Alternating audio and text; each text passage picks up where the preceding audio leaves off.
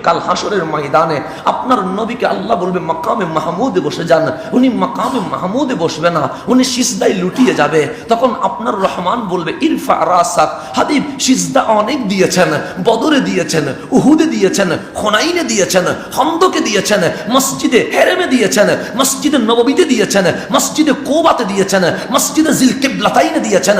রাত দিন এক করে এমন কোন জমিনের ভূখণ্ড নাই যেখানে আপনি নবীর সিজদা পড়ে নাই। হাবিব এখানে সিজদা দেওয়া লাগবে না, ইরফা রাসাক, মাথা তুলে ফেলেন, আপনি আমার পাশেই বসবেন। এটা সিজদার জায়গা নয়, এটা ওয়ারাফানা লাকা যিকরাকের প্র্যাকটিক্যাল মডেল তার করানোর জায়গা।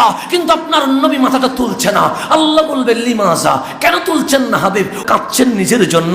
তখন বলবে লা, আমি নিজের জন্য কেন কাঁদবো? আপনি যেখানে আমাকে ডাকছেন মাকামে মাহমুদে বসার জন্য, সেখানে আমি কাঁদবো, সেটা হতে পারে না। তাহলে নিশ্চয়ই কাঁদছেন আবু বকর, ওমর, ওসমান, আলী, আনসার, মুহাজির রাদিয়াল্লাহু তাআলা আনহুমের জন্য। যে না, ওদের জন্য কেন কান্না করব? আপনি যেখানে রাদিয়াল্লাহু আনহুমের শিল লাগিয়ে দিয়েছেন, তাহলে নিশ্চয়ই আলী, ফাতেমা, হাসনান, হুসাইন, জাইনাল আবেদিন, বাকর, জাফর, সাদেক, ওদের জন্য কান্না করছিলেন। না না না, ওদের জন্য কেন কান্না করব?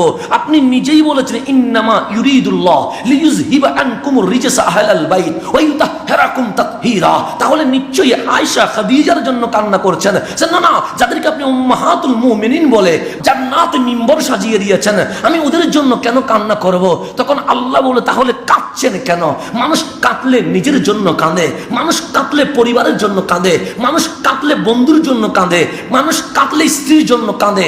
আপনি তো একটাও নাই এখানে, কাঁদছেন কেন?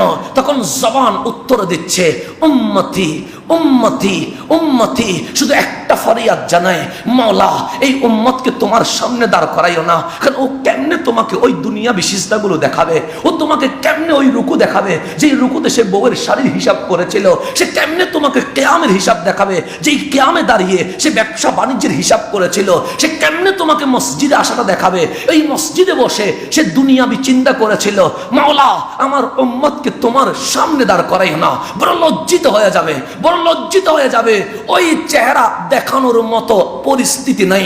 তখন আল্লাহ বলবে করব কি, করব কি? তখন আপনার নবীর একটাই ফরিয়াদ থাকবে, রব্বি হাবলি উম্মতি, রব্বি হাবলি উম্মতি। উম্মতরে আমারে দিয়ে দেন, অন্তত আমার চাঁদরে গোপন করে এই উম্মতকে আমি হাসরের ময়দানে লজ্জিত হতে দিব না।